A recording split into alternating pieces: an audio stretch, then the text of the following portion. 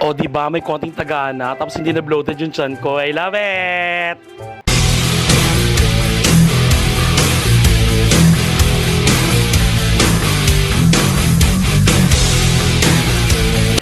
Hello mga ka-rockers! Ayan, nandito naman ako sa Lady Boss Aesthetic and Wellness Center na matatagpuan sa UN Avenue. Kaya naman, ang gagawin nga sa aking session ngayon ay lemon bottle and luta push muna.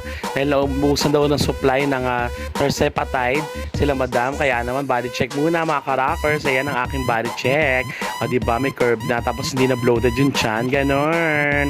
Eto na, so mga ka-rockers, para mawala ang sobrang taba sa aking bilbil dito sa puson. Ayan.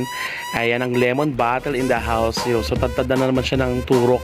Medyo nasasaktan na ako mga ka-rockers kasi masakit na siya. As in medyo konti na lang talaga yung tabako sa sa puson. Kaya ayan, tingnan niyo, diba lumilita yung chan ko. I love it. Ang galing-galing ni ni Nurse Berna. Talagang maingat pa rin talaga, pero nararamdaman ko yung tusok talaga ng injection. Grabe, masakit na. At ito naman ang Gluta Push mga ka-rockers. Let's get on.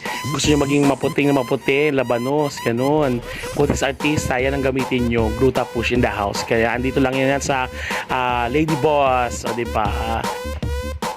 Kaya naman mga ka-rockers, ayan, kung ako sa inyo, bisitahin nyo na ang Lady Boss, ang kanilang page sa Facebook. Puntahan nyo po sila, mag-inquire na kayo. And maraming salamat sa panonood. Keep on rocking, rock the world, yeah!